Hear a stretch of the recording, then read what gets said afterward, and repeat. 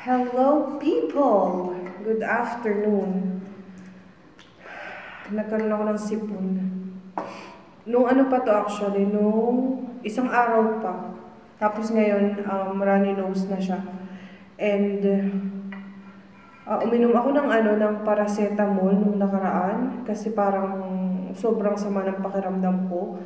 And then, tinigil ko na. Water na lang ako ng water. Papunta ako ng merkado, yung malapit dito. Kasi gusto kong bumili ng chocolate. Tapos bibili din ako ng internet. Naubusan ako ng internet. Tapos ng dishwashing soap. Wala na din.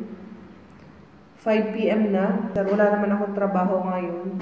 So ang work ko is tomorrow. Tomorrow is Friday. And then, hindi ko na pala kayo na-update about kay Ali. So, sad to say, hindi namin siya makukuha this year. Kasi, ginawa naman namin yung best namin. Kaya lang, maraming papers na kinakailangan bago siya makapunta dito. And hindi siya pwedeng mag-travel alone. So, ayun, sabi ng asawa ko, inshallah, baka by next year na lang, itatry na lang din niya na isama dito yung panganay niya na anak, na lalaki doon sa una. So, dalawa sila. Inshallah, maging okay ang lahat. So, kagaya nung ID ko dito, yung protocol ID ko, magsi 6 months na ako dito pero until now is hindi ko pa nakukuha yung mismong actual ID. Well, nagtagal naman siya ng ganun kasi nga nag-move kami dito sa new place. So, natagalan. Actually, yung pagkuha ng protocol ID, nasa 1 month lang may ID ka na. Ang problema nga kasi nung nag-apply kami dun sa dating tinitirahan namin, nag-move naman kami dito. So, natagalan ng proseso ng pag-send dito. Tapos, nag-apply ulit ako ng yung application ko, inedit ko yung address. So, ayun, kaya natagalan. So, well, anyway, i-update ko na lang kayo kapag nakuha ko na yung aking protocol. Pinuntahan namin siya nung Monday and hindi pa siya nasa-send dito. So, pupuntahan ulit namin siya next week, next Monday. And inshallah, ready na siya. Lalabas lang ako para bumili. Tingnan nyo naman kung ganong kadami na yung manggang naipon. Puro lang to. Free. May isang karton. Ito. Puno pa din. Ayan. Kita nyo ba? Basta puno pa yan ng mangga. Free yan to. Ayan, matamis, super tamis. Ang dami namin nakain ngayon. Diba? Hello, people! Nagbukas ako ng mangga. Ito yung pinukuha namin dito. Sa mga puno-puno, malapit dito sa amin. And sobrang dilaw niya. Sobrang tamis niya, guys. And ang bango. Iba-ibang klaseng mangga. Yung meron dito, may maliit, merong pahaba, tapos may malaki na pabilog, tapos merong color green na may mix na red. Iba-iba, hindi ko alam mga pangalan nila. Pero ito yung ganito, yung maliit. Ayan, dilaw na siya. And sobrang tamis niya.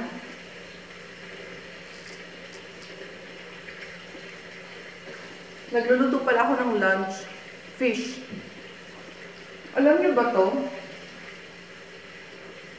Ang ganitong klase ng fish, makita sa inyo. Ayan. Hindi ko alam kung anong pangalan ng fish to. Piniprito ko lang, ayan. Inalsan ko ng buntot kasi pampalaki sa kawali. Maliit lang yung kawali namin dito. Ayan, nabili ng asawa ko, so nagpiprito lang ako. And anong oras na? Parang 2:30 PM na.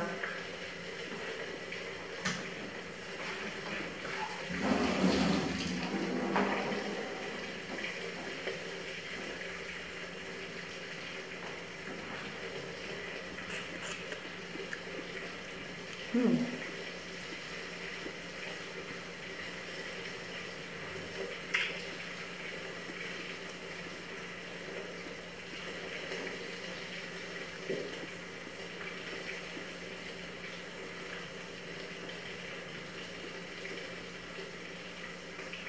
pala guys, yung ID ko, until now wala pa rin. So ilang beses na kami nakapunta doon, parang magwa 1.5 month na. Ang nasabi sa amin, balik daw ako doon ng Tuesday or Thursday. Wag daw every Monday kami pumunta doon. So baka this coming Thursday papunta kami. Or tomorrow pala, kasi today is Wednesday. May pasok ako mamayang hapon. Pupunta kami dyan mamaya sa park ulit. Today is Monday. Maganda ang panahon. Mag 4 PM na yata. O magpo 4 PM na. Papunta kami ng Police Federal. Malapit lang dito sa park. And ifa-follow up ko yung aking protocol or yung ID. Kasi nag 1 month na siya nung isang araw, nung 11. So, kasi nag 1 month na siya nung isang araw, nung 11. So, ang sabi sa akin, balik daw ako doon after a month para i-check kung nasend na dito yung ID. Yan guys, ang Police Federal dito. Pero parang bawal ang bawal mag-video as usual sa loob. So malaki din siya. Hindi kagaya dun sa dun sa datihan namin na tinitirhan. Sobrang layo. Kailangan pa naming sumakay ng car, tapos magmi-metro. Sobrang layo, as in siguro mga 1 hour na biyahe. Eh dito parang wala pang mga 5 minutes na walking. Sobrang lapit lang sa bahay. Another discovery na lugar. Nagpunta daw siya dito nung nakaraan. Nung maaga siyang nagising. Eh ako tulog pa. Hinahapo ako. And meron daw ditong internet. Open daw yung internet. Dinala ko yung laptop. Yan, may flower. Parang meron nito sa Pinas. Yung ganitong bulaklak. Hinahapo ako. Ayan. Hagdanan kasi yan, Ay. Tapos meron din ditong ayan, pwede kang mag-exercise.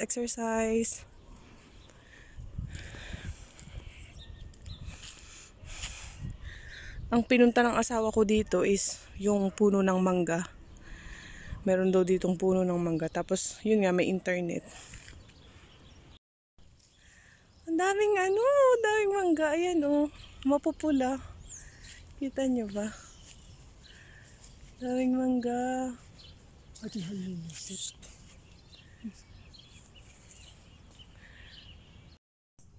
Ayan, ang bababa ng mangga.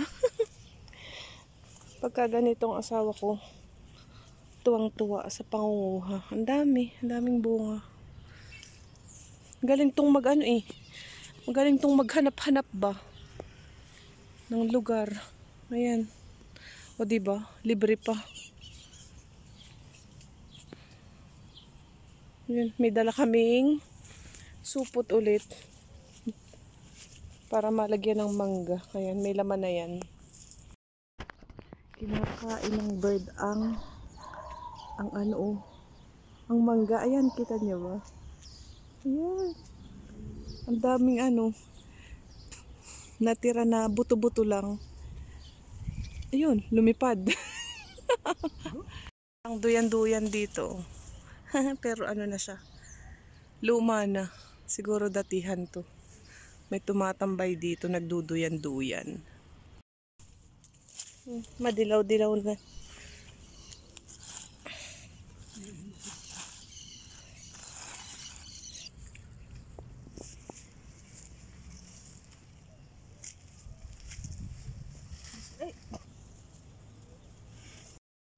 Ito yung isang puno. Iba naman yung pagkamangga niya. Maliliit. Na parang pabilog. Ayan oh. Ganyan yung mga bunga niya oh. Walang malalaki. Puro ganyan lang. Ayan oh. Pero ang dami ring bunga. Kita nyo ba? Ang dami.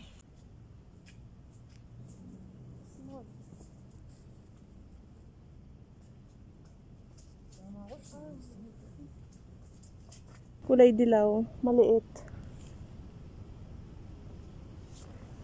Sobrang dami. Dami nito guys. O diba? Nag-stock kami kasi pinapahinog din namin yan sa bahay. So,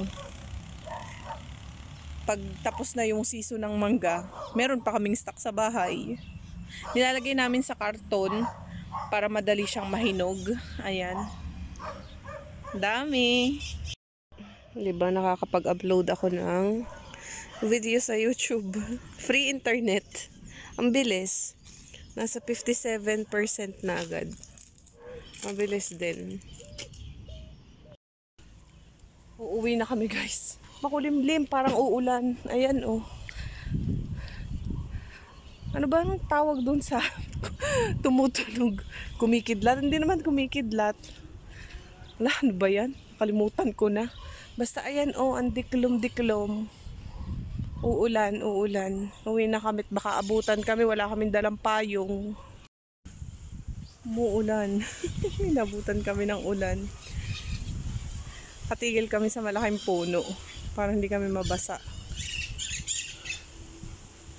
Pero maglalakad-lakad na din kami. Hindi naman ganong kalakas. Gumawa ako guys ng mango ice candy. Ayan. 2, 4, 6, 8, 9 pieces lang. So, ayan, medyo makalat yung aming lababo. Kasi ako ay nagluluto ng aming lunch. Ang lunch namin is, ayan, chicken lang. Kasi ito yung tira ko na rice and pinagluto ko lang si Mr. ng kanyang macaroni. So, yun lang yung lunch namin. And by the way, last week pala guys, hindi ko nakuha yung aking ID, hindi pa siya available. Babalikan namin ngayon. Mamaya pagdating ni Mr. pagkakain namin ng lunch. And inshallah ready na siya kasi more than 1 month na. So, ayun. Balitaan ko na lang kayo kapag nakuha ko yung aking protocol ID. Daming mangga na naman. Parang ano yata ito? 10 kilo. Dami namin stock na mangga. So, hey guys, andito ako sa park ngayon. Today is Monday and yung asawa ko is kumukuha ng mangga ulit. Sabi ko, dalhin ko tong laptop. Free wifi dito. Yun ang kagandahan. So, ayun. Yung asawa ko is nag-i-enjoy kumuha ng mangga. Ako naman nag-i-edit ako and then mag-upload ako ng video. Ayan. Nag-update din pala ako ng life namin dito sa Brazil sa aking Facebook Reels at saka sa TikTok. Kaya lang napatigil ako dati. So limited lang yung oras ko sa Reels, parang 1 minute lang. So gumawa na lang ako ng video kasi may nag-a-ask sa inyo guys about sa dito sa Brazil, kung ano daw dito, magulo daw dito, kung racist daw yung mga tao dito, kung nag-discriminate ba sila ng mga Muslim dito. Marami ako nare-receive ng mga message sa inyo. And by the way guys, ano pa lang ako dito, kalahating taon pa lang ako dito sa Brazil. So hindi rin ako masyadong naglalabas, I mean pumapasyal kung saan-saan. So trabaho, work. So trabaho, bahay lang. And based on my research guys, ang Brazil is sobrang laki niya compared sa Pilipinas, sa atin dyan. So it's like 28 times bigger than Philippines. Imagine nyo, ganun kalaki yung Brazil. So correct me if I'm wrong, pero yun yung pagkaka-alam ko, yung pagkaka-research ko. So, may nagsasabi sa inyo na ano, ingat daw ako, itago ko daw lagi yung pera ko pag nasa kalsada, ganun. Well, dun sa una namin natirhan guys is medyo crowded dun. Pero hindi pa naman wala pa naman kaming na-experience na problem sa street. And dito nga sa nilipatan namin is parang medyo style style province siya. So hindi dito crowded, parang payapa ba yung lugar dito. And kagaya ngayon, andito ako sa park, dala ko tong laptop, dala yan yung cellphone, ganyan. And wala, super friendly ng mga tao dito guys. Parang mas friendly pa nga sila kaysa sa atin, sa mga Pinoy. Kasi alam nyo, dito kahit nasa kalsada ka at hindi mo kilala yung tao, babati at babati sila sa inyo ng bom dia, boa tarde, or boa noite. Ibig sabihin na yung good morning, good afternoon, good evening. Yan, palagi silang bumabat kahit hindi ka nila kilala.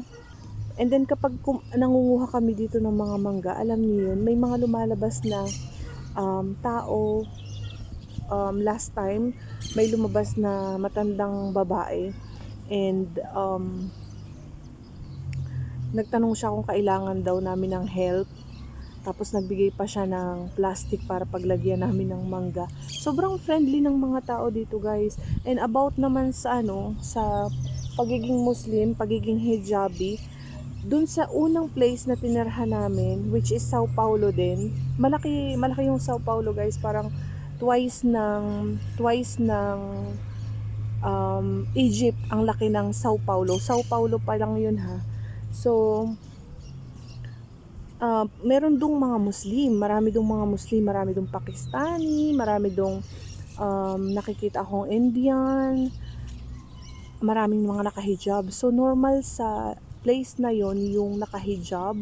And meron din dong masjid, nakapunta na din kami ng asawa ko doon. Pero itong place na nilipatan namin is wala ako nakikitang Muslim or nakahijab na babae. Depende, except dun sa pamilya ng pinagtatrabahuhan naming mag-asawa kasi mga Egyptian din sila. So, of course, yung asawa niyang babae, and then yung anak na panganay niyang babae is nakahijab. Yun lang yung nakikita ko dito sa place namin na hijabi. And yun lang, nakakatuwa lang dito kasi yung mga taga dito mismo sa Brazil is tinitingnan nila ako, or parang wala silang idea about sa Muslim. So tinitingnan nila ako mula ulo hanggang paa. Kasi guys, dito medyo paiba-iba yung panahon. Minsan mainit, minsan malamig. So pag mainit ang panahon, nakatingin sila sa akin, tinititigan nila ako. Tapos tinitingnan nila yung suot ko mula ulo hanggang paa. And then, ayun, kasi parang kakaiba sa kanila. One time nga, nung nagpunta kami ng ospital, nagtanong yung babae kung hindi ba daw ako naiinitan sa suot ko. Sabi ko, wala namang problema kasi mga Muslim nga kami. So, para siyang walang idea about sa Islam. Yun, para silang mga inosente dito about sa Islam, about sa Muslim. Kaya, every time na lumalabas kami, talagang tinitingnan ako ng tao. One time nga, may tumigil pa na sasakyan, kotse, para lang tingnan yung suot ko. Ganun. So, ayun. Yung asawa ko nakapanguha na ng mangga. And ako, hindi pa nakakapag-edit kasi nga sabi ko, magvi-video muna ako and sasagutin ko yung tinatanong ng karamihan sa inyo. Well, salamat po sa lahat ng concern sa akin. And dito, about sa cash naman dito, halos hindi nagka-cash ang mga tao dito kasi ang uso dito is card. Every time na pupunta ka ng merkado or pupunta ka ng any supermarket, kahit nga sa mga palengke, card yung binabayad nila, hindi cash. So, safe. Hindi ka mahuhulugan o hindi ka makukuhanan ng pera. So, ayun, yung ibang mga question nyo, isasagutin ko na lang sa Reels, yung mga maliliit, gagawan ko ng content. And, ayun, nandito lang kami tambay-tambay. Tapos nag-e-edit ako ng video. Payapa at mahangin ang panahon. Dito pa kami sa park. Mamaya kami uuwi kasi nanonood kami ng movie. Ayan, wala nang tao, kami lang. Hindi nyo makita kasi may araw pa. Nanonood kami ng plane movie. Ayan, ang daming bird. Buti na lang mahangin. Kain tayong mangga. Sobrang tamis. Buti may dala kaming kutsilyo. Kailangan. Sobrang tamis.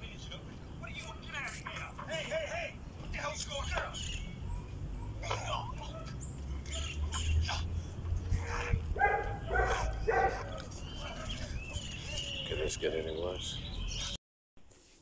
Gumawa pala ako guys ng mango jam. Ayan, pinapalamig lang. O diba, meron na kaming pangpalaman. Ito pala guys yung napanguha namin na fruits nung isang araw or kahapon pala. Ito siya, Atis Castilla and langka, pinapahinog pa namin. Hindi ako familiar sa mga pangalan ng mga prutas guys. Pero libre lang to dito. O diba? Pinapahinog lang yan. And then, gumawa din pala ako ng ice candy na mangga. And ito, nag-cut-cut din ako para pang-stock dyan sa freezer. Para anytime na kailangan kong mag-ice candy ulit or mag-juice kami ng asawa ko is ready na. Hindi na namin kailangan mag hiwa-hiwa ba ng mangga.